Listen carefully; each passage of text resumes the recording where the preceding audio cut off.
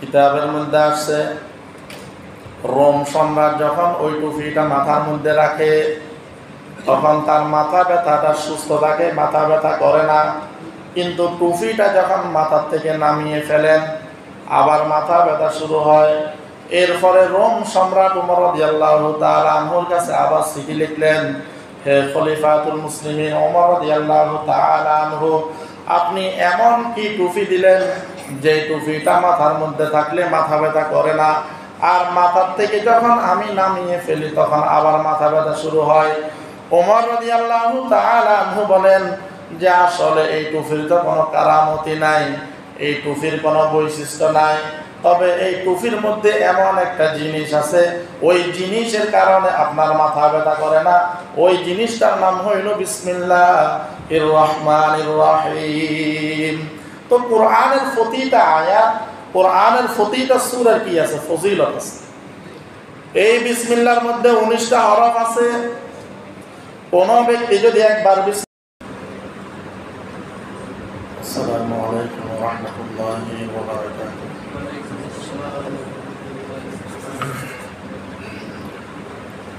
আলহামদুলিল্লাহ নাহমাদুহু ওয়া নাস্তাঈনুহু ওয়া নাস্তাগফিরুহু ওয়া নু'মিনু বিহি ওয়া নাতাওয়াক্কালু আলাইহি ونعوذ بالله من شرور أنفسنا ومن سيئات أعمالنا من يهد الله فلا مضل له ومن يضلله فلا هادي له ونشهد أن لا إله إلا الله وحده لا شريك له ونشهد أن سيدنا وحبيبنا ومولانا محمدا عبده ورسوله صلى الله عليه وعلى آله وأصحابه وبارك وسلم. أما بعد فقد قال الله تعالى في كلامه المجيد والفرقان الحميد: أعوذ بالله من الشيطان الرجيم. بسم الله الرحمن الرحيم.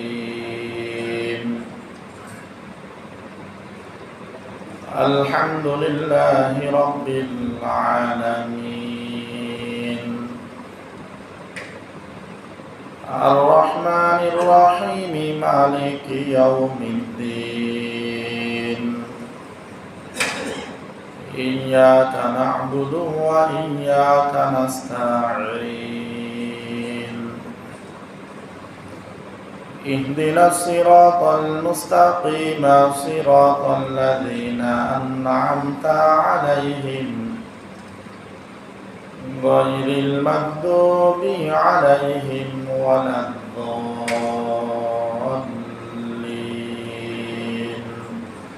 آمين. قال النبي صلى الله عليه وسلم: كل أمر ذي بال لا يبدأ فيه بسم الله الرحمن الرحيم فهو أبتر، وفي رواية فهو أقطع، أو كما قال النبي عليه الصلاة والسلام. محمد شريف الشريف اللهم صل على محمد وعلى آل محمد كما صليت على إبراهيم وعلى آل إبراهيم إنك حميد مجيد. اللهم بارك على محمد وعلى آل محمد كما باركت على إبراهيم وعلى آل إبراهيم إنك حميد مجيد الحمد لله মহান রব্বুল আলামিনের দরবারে অসংখ্য অগণিত শুকরিয়া যে মহান রব্বুল আলামিন আমাদেরকে 1446 হিজরি সনের প্রথম মাস মুহররম মাসের 12 তারিখ দ্বিতীয়তম জুমার নামাজ পড়ার উদ্দেশ্যে মসজিদে আসার বসার যা যতটুকু সম্ভব হয়েছে ইবাদত বندگی করার প্রতি জুমার নিয়ে সংক্ষিপ্ত সময়ে কিছু কথা বলার নিয়তে শোনার নিয়তে আল্লাহ রাব্বুল আলামিন আমাদেরকে একত্রিত হওয়ার তৌফিক দান করেছেন। এই জন্য মহান রব্বুল আলামিনের দরবারে আমরা শুকরিয়া আদায় করি আলহামদুলিল্লাহ। লক্ষ কোটি দরুদ ও সালামের হাদিয়া তাজদার মদিনা সাইয়্যিদুল মুরসালিন ইমামুল আম্বিয়া খাতামুন নবিয়্যিন রাহমাতুল লিল আলামিন শাফিউল মুজনবিন সাহিবে কাউসার জনাব মুহাম্মদুর রাসূলুল্লাহ সাল্লাল্লাহু আলাইহি ওয়াসাল্লাম।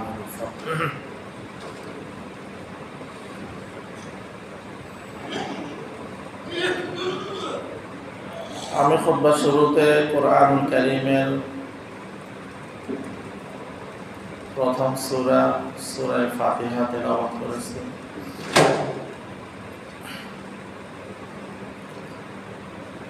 নবী সাল্লাল্লাহু আলাইহি ওয়াসাল্লামের অসংখ্য অগণিত হাদিস শরীফ থেকে ছোট্ট একটি হাদিস শরীফ তেলাওয়াত করেছি।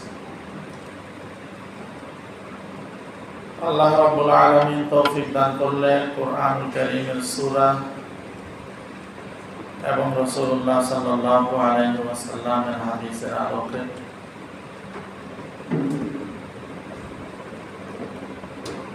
সূরা ফাতিহার ফজিলত বৈশিষ্ট্য সূরা ফাতিহা নিয়ে সংক্ষিপ্ত কিছু আলোচনা করার নিয়ত করেছি। ওয়া মা তৌফিক ইল্লা বিল্লাহ।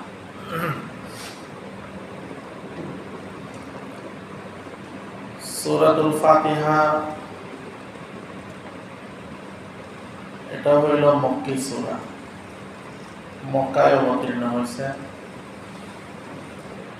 এই সূরার মধ্যে আয়াত আছে 7টা।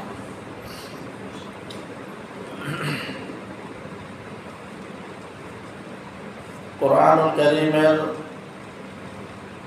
ফজিলতপূর্ণ যতগুলো সূরা আছে তার মধ্য থেকে অন্যতম ফজিলতপূর্ণ সূরা হলো সূরা ফাতিহা।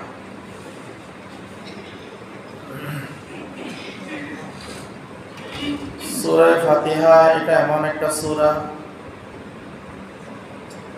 এই সূরার মাধ্যমে পবিত্র কোরআনুল কারীম শুরু করা হয়েছে। সূরা ফাতিহা এটা এমন একটা সূরা যে সূরাটা আমাদের ইবাদত সমূহের মধ্যে সর্বশ্রেষ্ঠ যে ইবাদত, সেই ইবাদতের নাম হইল নামাজ। সূরা ফাতিহা এটার মাধ্যমে আমরা আমাদের নামাজের ইস্তেফতা করি, শুরু করি, ইবতিদা করি।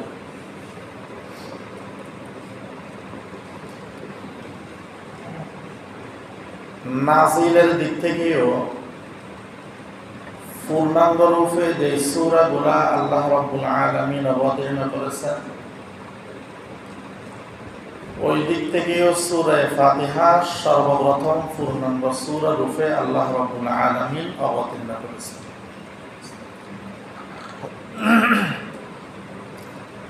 যেমন এর আগে সূরা আলাকের কয়েকটা আয়াত নাযিল হয়েছে, সূরা মুজাম্মিল, মুদ্দাসির, এই সূরাগুলোর কয়েকটি আয়াত নাযিল হয়েছে। কিন্তু পরিপূর্ণ সূরা রূপে আল্লাহ রাব্বুল আলামিন সর্বপ্রথম যে সূরাটা অবতীর্ণ করেছেন ওই সূরার নাম হইল সূরাতুল ফাতিহা। ওই সূরার নাম হইল সূরায়ে ফাতিহা। আমাদের মধ্যে এমন কোন মানুষ নাই যে সূরায়ে ফাতিহা পড়তে পারে না। এমন কোন মানুষ আমাদের মধ্যে নাই। মানে সূরায়ে ফাতিহা এটা এমন একটা সূরা, এই সূরাটা সকলে পড়তে পারে। এই সূরাটা ভুল হোক শুদ্ধ হোক, এই সূরাটা সকলেই কি পড়তে পারে। তো সূরায়ে ফাতিহা এটাকে উম্মুল কোরআন বলা হয়, কোরআনের মা বলা হয়। মানে পুরা কোরআনুল কারীমের মধ্যে আল্লাহ রাব্বুল আলামিন যাহা কিছু বলেছেন, এই বাকি সূরা ফাতিহার মধ্যে আল্লাহ রাব্বুল আলামিন সবটুকু ঢুকিয়ে দিয়েছেন। মানে সূরা ফাতিহার মধ্যে যাহা কিছু বলেছেন, এই সূরা ফাতিহার ব্যাখ্যা হইল বাকি কোরআনুল কারীমের সূরাগুলো। এত ফজিলতপূর্ণ সূরা, নবীজি সাল্লাল্লাহু আলাইহি ওয়াসাল্লাম ইরশাদ করেন, শপথ করেন যে আমি ওই রব্বে কারীমের শপথ করে বলতেছি যার হাতে আমার জীবন মরণ, তাওরাত, জাবুর, ইনজিল সহ আসমানি যতগুলো কিতাব আছে, তাওরাত, জাবুর, ইনজিল সহ আসমানি যতগুলো কি আছে কিতাব আছে, এই কিতাব সমূহের মধ্যে সূরা ফাতিহার সমতুল্য একটা সূরাও নাই। সুবহানাল্লাহ, এত ফজিলতপূর্ণ সূরা সূরা ফাতিহা। নবী সাল্লাল্লাহু আলাইহি ওয়াসাল্লাম বলেন, এমনকি কোরআনুল কারীমের মধ্যেও সূরা ফাতিহার মতো ফজিলতপূর্ণ সূরা আর একটিও নাই। কোরআনুল কারীমের মধ্যেও সূরা ফাতিহার মতো আরেকটি সূরাও কি নাই। তবে এত ফজিলতপূর্ণ সূরা, যে সূরাটার নাম হইল সূরাতুল ফাতিহা। এই সূরাটা আমরা যখন তেলাওয়াত শুরু করি, প্রথমে আমরা আউযু বিল্লাহি মিনাশ শাইতানির রাজিম বলি। এটা রাসূলুল্লাহ সাল্লাল্লাহু আলাইহি ওয়াসাল্লামের সুন্নাত, এটা আল্লাহ রাব্বুল আলামিনের আদেশ। আল্লাহ রাব্বুল আলামিন বলেন, যখন তোমরা কোরআনুল কারীমের তেলাওয়াত করবে তখন তোমরা শয়তানের ওয়াসওয়াসা থেকে আমি রব্বুল আলামিনের কাছে তোমরা পানা চাইবে। যখন তোমরা কোরআনুল কারীম তেলাওয়াত করবে, তো কোরআনুল কারীমের তেলাওয়াত শুরু করার আগে শয়তানের ওয়াসওয়াসা থেকে আল্লাহ রাব্বুল আলামিনের কাছে কি চাওয়ার জন্য বলেছেন? পানা চাওয়ার জন্য বলেছেন। এই জন্য সূরা ফাতিহা অথবা কোরআনের অন্যান্য সূরা অথবা কোরআনের কোনো আয়াত তেলাওয়াতের শুরুতে আউযু বিল্লাহি মিনাশ শাইতানির রাজিম, বিসমিল্লাহির রহমানির রহিম, এই দুইটা আয়াত বলাটা হইল সুন্নাত। এই দুইটা বলাটা হইল কি সুন্নাত। যেমন আমি কোরআনুল কারীমের তেলাওয়াত করতেছি, এখন তেলাওয়াত করতে করতে তেলাওয়াতের মধ্যখানে একজন লোক আসছে, আমার সাথে কথা বললো, তা আমি কোরআন শরীফটা বন্ধ করে ওর সাথে কথা বললাম। আবার যখন আমি কোরআনের তেলাওয়াত শুরু করব, তখন আমাকে আউযু বিল্লাহি মিনাশ শাইতানির রাজিম বলে কি করব? কোরআনুল কারীমের তেলাওয়াত শুরু করব। এটাই হইল সুন্নাত, এবং এটা ইজমাই উম্মত। ইজমাই উম্মত, ঐক্যমত, উম্মতের ঐক্যমত আউযু বিল্লাহি মিনাশ শাইতানির রাজিম বলে কোরআনুল কারীমের তেলাওয়াত শুরু করার জন্য বলেছেন। সেটা নামাজের ভিতরে হোক, নামাজের বাহিরে হোক, সূরা ফাতিহা শুরুতে কোরআনুল কারীম তেলাওয়াত করার সময় আউযু বিল্লাহি মিনাশ শাইতানির রাজিম, বিসমিল্লাহির রহমানির রহিম তেলাওয়াত করা, এটা আমার আপনার নবী মুহাম্মদুর রাসূলুল্লাহ সাল্লাল্লাহু আলাইহি ওয়াসাল্লামের সুন্নাত। কোরআন তেলাওয়াত ব্যতীত অন্যান্য যে সমস্ত কাজগুলো আছে, এই ভালো কাজগুলো শুরু করার ক্ষেত্রে শুধু বিসমিল্লাহির রহমানির রহিম তেলাওয়াত করাটা হইল সুন্নাত। কোরআনুল কারীমের তেলাওয়াত ছাড়া অন্যান্য যে সমস্ত কাজগুলো আছে, এই কাজগুলোর ক্ষেত্রে বিসমিল্লাহির রহমানির রহিম বলে তেলাওয়াত করা, কাজটা শুরু করা হইল কি সুন্নাত। এই জন্য আমরা যখন কোরআন তেলাওয়াত করব তখন আমরা পড়ব আউযু বিল্লাহি মিনাশ শাইতানির রাজিম, বিসমিল্লাহির রহমানির রহিম। এই দুইটা আমরা কোরআন তেলাওয়াতের সময়, নামাজের বাহিরে হোক নামাজের ভিতরে হোক, আমরা তেলাওয়াতের ক্ষেত্রে এই দুইটা আমরা অবশ্যই বলব। এরপরে আরেকটা বিষয় হলো, কোরআনুল কারীমের প্রতিটা সূরা শুরুতে বিসমিল্লাহির রহমানির রহিম আছে। এটা নিয়ে বিভিন্ন ইমামদের মতভেদ আছে। অনেকে বলেছেন এটা সূরা ফাতিহার একটা অংশ, বিসমিল্লাহকে অনেকে বলেছেন এটা সূরা ফাতিহার একটা কি অংশ, মানে একটা আয়াত। আবার অনেকে বলেছেন এটা হইল সূরা নমলের আয়াত, সূরা নমলের আয়াত, ইন্নাহু মিন সুলাইমান ওয়া ইন্নাহু বিসমিল্লাহির রহমানির রহিম, সূরা নমলের একটা আয়াত। এবং মুফাসসিরিনে কেরাম বলেছেন এই বিসমিল্লাহির রহমানির রহিম এটা হইল দুইটা সূরার মধ্যখানে পার্থক্য বোঝানোর জন্য সূরা শুরুতে বিসমিল্লাহ লেখা হয়েছে। শুধুমাত্র একটা সূরা আছে যেটাকে সূরা বারাত বলে অথবা সূরা তাওবা বলে, এই সূরাটা তেলাওয়াতের ক্ষেত্রে বিসমিল্লাহ নাই। তাও এটা যদি আমি ধারাবাহিক কোরআন তেলাওয়াত করতে করতে ওই সূরাটা আসে, তখন বিসমিল্লাহ বলা লাগবে না। তখন কি করা লাগবে না? বিসমিল্লাহ বলা লাগবে না। কিন্তু আমার তেলাওয়াত যদি শুরুটাই যদি সূরা বারাত থেকে হয়, আমি তেলাওয়াতটা শুরু করতেছি কোথায় থেকে? সূরা বারাত থেকে, সূরা তাওবা থেকে। তো এই ক্ষেত্রে আউযু বিল্লাহ বিসমিল্লাহ দোনোটা বলা আমার জন্য সুন্নাত। কিন্তু এর আগের সূরাটা তেলাওয়াত করতে করতে এই সূরায় আসছি, তখন বিসমিল্লাহ বলা লাগবে না। কারণ অনেক ওলামায়ে কেরাম বলেছেন এই সূরা দুইটা এক, এই দুইটা সূরা অনেক ওলামায়ে কেরাম এক বলেছেন, এই জন্য এই সূরা শুরুতে বিসমিল্লাহ লেখেন নাই। তো সূরা ফাতিহা এটা গুরুত্বপূর্ণ একটা সূরা। এই সূরা ফাতিহার অনেকগুলা নাম আছে। একটা নাম হইল সূরাতুশ শিফা। এই সূরা ফাতিহার একটা নাম হইল সূরাতুশ শিফা, রোগ মুক্তির সূরা। কোন ব্যক্তি যদি এই সূরা ফাতিহার 7টা আয়াত পড়ে যদি পানির মধ্যে ফু দিয়ে যদি ওই ব্যক্তি খায়, তাহলে ওই ব্যক্তির রোগ মুক্তির জন্য যথেষ্ট। অথবা কোনো ব্যক্তি এই 7টা আয়াতকে 7 বার পড়ে 7 বার ফু দিলে ওই পানিগুলো যদি ওই ব্যক্তি খায়, ওটা তার জন্য রোগ মুক্তির কারণ হবে। সূরা ফাতিহাকে সূরাতুশ শিফা বলেছেন। এমনকি সাপ বিচ্ছু সহ সকল প্রকার রোগের ঔষধ বলেছেন। অনেক সময় সাপে দংশন করে। তো হাদিসের মধ্যে একটা ঘটনাও আছে, কিছু সাহাবায়ে কেরাম কোনো এক জায়গা থেকে আসতেছেন, তা আসার পথে অন্য আরেকজন লোককে সাপে কামড় দিয়েছে, বিচ্ছু দংশন করছে। তো সাহাবায়ে কেরামদেরকে যখন দেখছেন, তারা বললেন এই বাচ্চাটার এই অবস্থা বা এই লোকটার এই অবস্থা। তখন সাহাবায়ে কেরাম সূরা ফাতিহা পড়ে ওই দংশিত স্থানের মধ্যে ফু দিয়েছেন অথবা থুপু লাগাই দিয়েছেন।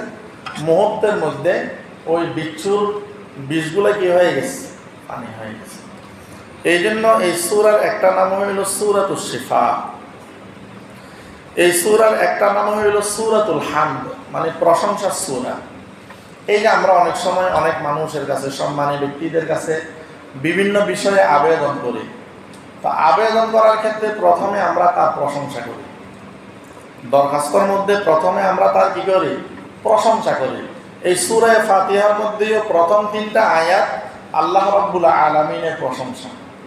প্রথম 3টা আয়াত আল্লাহ রাব্বুল আলামিনের প্রশংসা, শেষের 3টা আয়াত আল্লাহ রাব্বুল আলামিনের কাছে আমাদের পক্ষ থেকে দোয়া চাওয়া, প্রার্থনা করা। আর মধ্যখানের আয়াতটা হইল আল্লাহ এবং তার বান্দার মধ্যে, আল্লাহ এবং তার বান্দার জন্য। তো সূরা ফাতিহার একটা নাম হইল সূরাতুল হামদ, প্রশংসা সূরা। এই সূরার আরেকটা নাম হইল সূরাতুশ শুকর। আমরা যে কোনো একটা নেয়ামত পাওয়ার পর শুকরিয়া আদায় করি আলহামদুলিল্লাহ, নেয়ামত পাওয়ার পরে কি করি? শুকরিয়া আদায় করি আলহামদুলিল্লাহ। তো এই সূরাকে সূরাতুশ শুকর বলা হয়েছে। আবার এই সূরার আরেকটা নাম হইল সূরাতুদ দুআ। এই সূরাকে দোয়া বলেছেন। আমরা যে দোয়া করি, ইহদিনাস সিরাতাল মুস্তাকিম সিরাতাল লাযিনা আন'আমতা আলাইহিম গায়রিল মাগদুবি আলাইহিম ওয়ালাদ-দাল্লিন। অথবা আমরা বলি ইয়্যাকা না'বুদু ওয়া ইয়্যাকা নাস্তাঈন। আপনার ওই একমাত্র আমরা ইবাদত করি এবং সাহায্যের প্রয়োজন হইলে একমাত্র আমরা আপনার কাছে সাহায্য চাই। তো এই জন্য এই সূরাকে সূরাতুদ দুআ বলেছেন। এই সূরা ফাতিহার আরো অনেকগুলা নাম আছে। আর একটা নাম হইল সূরাতুল মুনাজাত। মুনাজাতের মাধ্যমে যেমনি ভাবে আমরা অনেক কিছু চাই, এই সূরার মাধ্যমে আমরা আল্লাহ রাব্বুল আলামিনের কাছে অনেক কিছু চাই। রব্বুল আলামিন, আমরা আপনারই ইবাদত করি এবং আপনার কাছে সাহায্য কামনা করি। এরপরে আমরা আল্লাহ রাব্বুল আলামিনের কাছে দোয়া করি সঠিক পথে আপনি আমাদেরকে পরিচালিত করুন। যেই পথে পরিচালিত হওয়ার কারণে আপনার বান্দারা পুরস্কৃত হয়েছে, ওই পথে আমাদেরকে পরিচালিত করিয়েন না যেই পথে পরিচালিত হওয়ার কারণে ধ্বংস হয়েছে। তো এটাকে সূরাতুল মুনাজাত বলে। আরেকটা হইল এই সূরার আরেকটা নাম হইল সূরাতুর রুকিয়া, যেটা জাদ ফুকের সূরাও বলা হয়। একজন অসুস্থ ব্যক্তিকে, জিনে ধরা ব্যক্তিকে, বেহুশ ব্যক্তিকে আপনি যদি সূরা ফাতিহা পড়ে যদি দম করেন, ফু দেন, তো ওই ব্যক্তি সুস্থ হবে। এখন আমরা আমাদের বিশ্বাসের কারণে, আমাদের ঈমানের দুর্বলতার কারণে, আমলের দুর্বলতার কারণে আমরা আমল করে হয়তো ফল পাই না, কিন্তু আল্লাহর কোরআন সত্য, হয়তো আমাদের দুর্বলতার কারণে আমরা এটা কি পাই না? ফল পাই না। যাদের ঈমান আমল মজবুত ছিল, ওনাদের মাধ্যমে মানুষ উপকার পাইছেন, ওনারাও উপকৃত হয়েছেন, মানুষও উপকার পাইছেন। যেমন এর আগে অনেকবার বলেছি এই ঘটনাটা। একজন ব্যক্তি ক্যান্সারে আক্রান্ত, উনি চিকিৎসার জন্য ইন্ডিয়া যাইতেছে। প্রতিমধ্যে মরহুম হাফিজ হুজুর রহমতুল্লাহি আলাই, যিনি যোগশ্রেষ্ঠ একজন আল্লাহর ওলি ছিলেন, বুজুর্গ ব্যক্তি ছিলেন, মুহাম্মদুল্লাহ হাফিজ হুজুর রহমতুল্লাহি আলাই, শুনলাম যিনি নাকি একসময় বটগাছ মার্কায় নির্বাচন করছিলেন। তো ওনার সাথে যখন ওই ব্যক্তির সাথে দেখা, তো তৎকালীন সময়ের মধ্যে তো মানুষ দল মত নির্বিশেষে আলেমদেরকে মহাব্বত করতেন।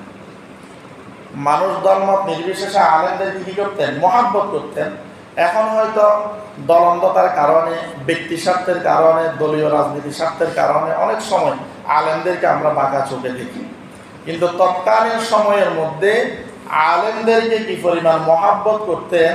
একজন মসজিদের ইমাম যিনি থাকতেন, মুয়াজ্জিন যিনি থাকতেন, এলাকার যেটাকে আমরা মোল্লা বলে যিনি থাকতেন, যে নতুন গাছের ফল ফতনটা ওনার জন্য বরাদ্দ, নতুন গরুর দুধটা ওনার জন্য বরাদ্দ, নতুন মরকের বাচ্চাটা ওনার জন্য বরাদ্দ। মানে এই পরিমাণ আলেম ওলামার প্রতি মহাব্বত, ভক্তি, শ্রদ্ধা ছিল। এখন হয়তো এটা আমাদের কারণেও করে না, অথবা ব্যক্তি স্বার্থের কারণেও মানুষ আলেমদেরকে কি করে না? মহাব্বত করেন না। তো উনি কি করলেন? বলতেছেন যে হুজুর, আমি তো চিকিৎসার জন্য যাইতেছি, আপনি আমাকে একটু দোয়া করে দেন, আর আমার সাথে ফানি আছে, ফানিগুলোর মধ্যে একটু ফু দিয়ে দেন। তো উনি ফানিগুলোর মধ্যে ফু দিয়ে দিলেন। যাওয়ার সময় ফানিগুলা খাইলেন। ইন্ডিয়া যখন গেলেন, যে ডাক্তারের কাছে গেলেন, উনি নতুন করে যখন পরীক্ষা করলেন, পরীক্ষার রিপোর্টের মধ্যে এইখানে রিপোর্ট আর ওইখানে রিপোর্টের সাথে মিলে না। এইখানে রিপোর্টের মধ্যে দেখা যায় উনি ক্যান্সারে আক্রান্ত, ওইখানে রিপোর্টের মধ্যে দেখা যায় উনি পরিপূর্ণ সুস্থ। উনি পরিপূর্ণ কি? সুস্থ। তো ওনাকে বললেন যে এই অবস্থা তো হওয়ার কথা না, এই অবস্থা তো হওয়ার কথা না। এমনটা হইল কেন? তখন উনি বললেন যে আমি আসার সময় আমার সাথে এই হয়েছে। তো উনি বললেন যে ডাক্তার বললেন যে ফানিগুলো আপনাকে দিয়েছে, ওই ফানিগুলো নিয়ে আসেন।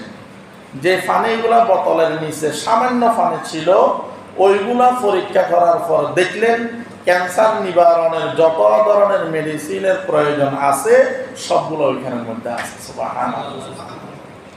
তো পরে যখন আসছেন হুজুরকে জিজ্ঞাসা করছেন, তো হুজুর বললেন আমি তো তেমন কিছু পড়ি নাই, আল্লাহর কোরআনের প্রথম সূরা ফাতিহা তেলাওয়াত করে ফানির মধ্যে ফু দিছি।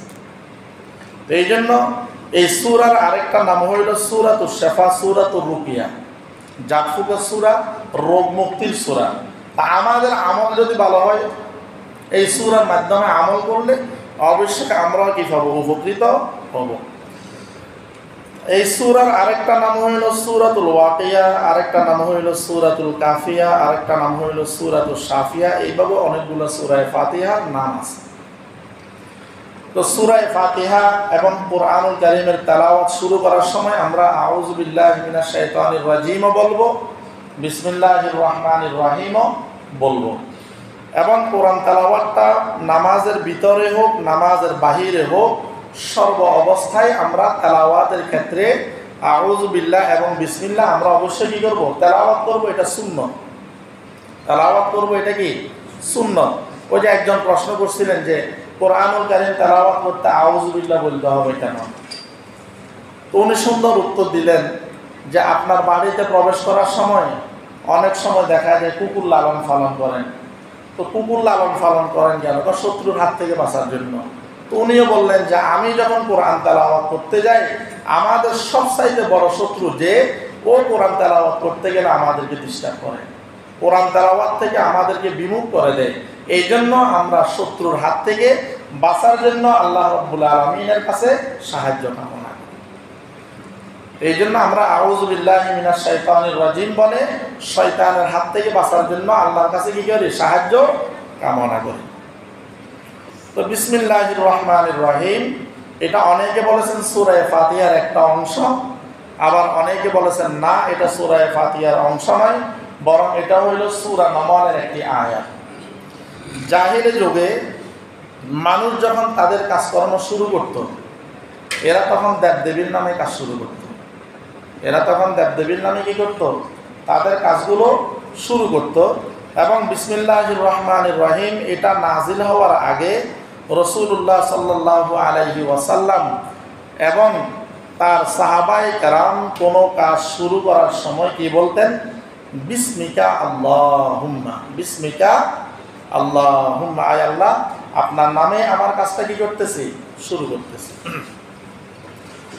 এরপরে তাফসীরের কিতাবের মধ্যে আসছে আল্লাহ রাব্বুল আলামিন সর্বপ্রথম আমার আপনার নবী মুহাম্মদুর রাসূলুল্লাহ সাল্লাল্লাহু আলাইহি ওয়াসাল্লামের উপরে যখন সূরা আলাক প্রথম ওহী নাযিল করলেন, জিবরাইল এসে মুহাম্মদুর রাসূলুল্লাহ সাল্লাল্লাহু আলাইহি ওয়াসাল্লামকে বলেন ইকরা, হে নবী আপনি পড়েন।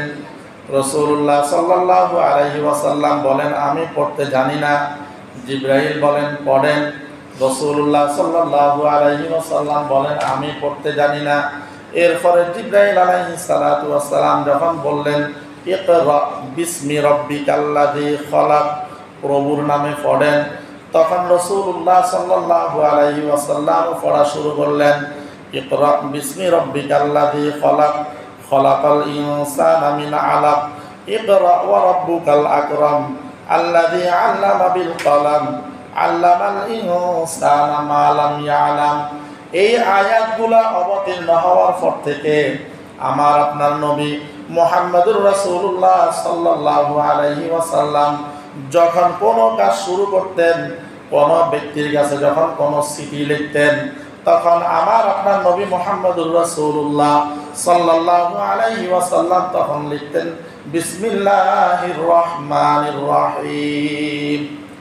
যখন আল্লাহর নামে পড়ার জন্য বলেছেন, বিসমিল্লাহির রহমানির রহিম যখন অবতীর্ণ হয়েছে, তো নবীজি সাল্লাল্লাহু আলাইহি ওয়াসাল্লাম তখন প্রতিটা ভালো কাজ শুরু করার সময় বিসমিল্লাহ বলেই কি করতেন? শুরু করতেন।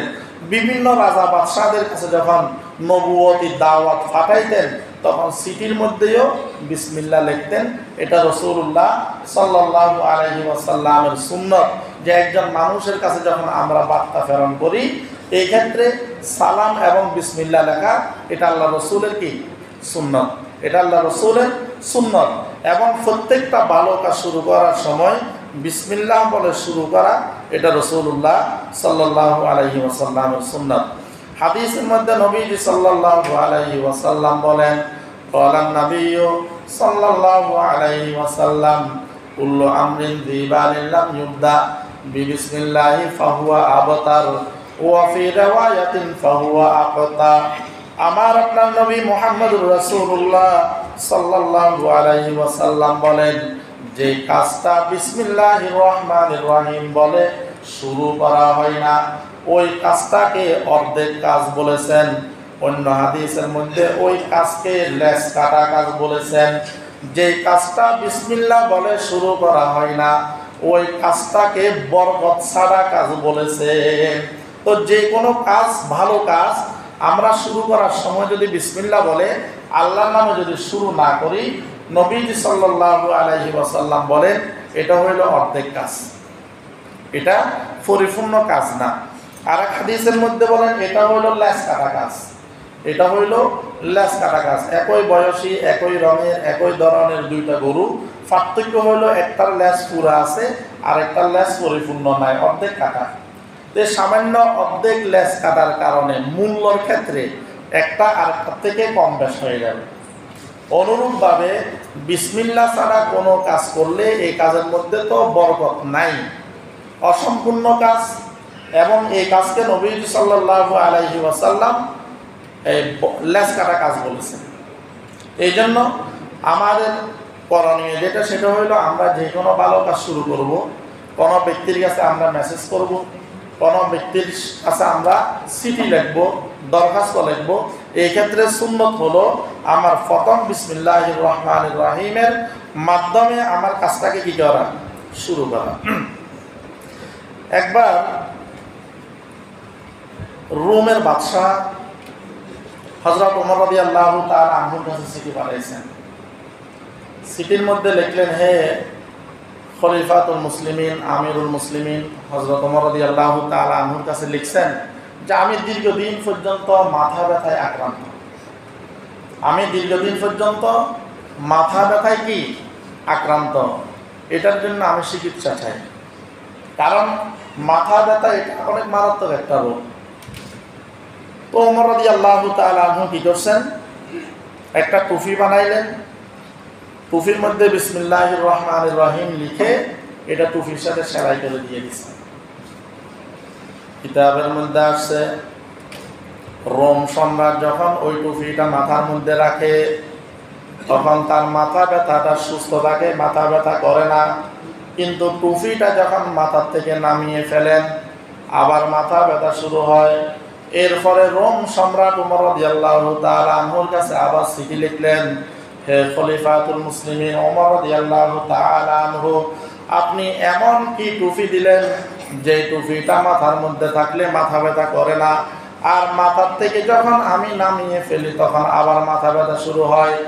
ওমর রাদিয়াল্লাহু তাআলা আনহু বলেন যে আসলে এই টুপির তো কোনো কারামতি নাই, এই টুপির কোনো বৈশিষ্ট্য নাই, তবে এই টুপির মধ্যে এমন একটা জিনিস আছে ওই জিনিসের কারণে আপনার মাথা ব্যথা করে না, ওই জিনিসটার নাম হইল বিসমিল্লাহির রহমানির রহিম। তো কোরআনের প্রতিটা আয়াত, কোরআনের প্রতিটা সূরার কি আছে ফজিলত আছে। এই বিসমিল্লাহর মধ্যে 19টা হরফ আছে। কোন ব্যক্তি যদি একবার বিসমিল্লাহির রহমানির রহিম বলে আল্লাহ রাব্বুল আলামিন প্রতিটা হরফের বিনিময়ে তাকে 190টা নেকি দান করবেন, 10 করে 190 নেকি দান করবেন। কোন কোন কিতাবের মধ্যে আছে জাহান্নামের দায়িত্বশীল ফেরেশতার সংখ্যা হইল 19 জন। নবীজি সাল্লাল্লাহু আলাইহি ওয়াসাল্লাম বলেন যারা নিয়মিত বিসমিল্লাহির রহমানির রহিমের আমল করবে আল্লাহ রাব্বুল আলামিন এদেরকে জাহান্নাম থেকে হেফাজত করবেন।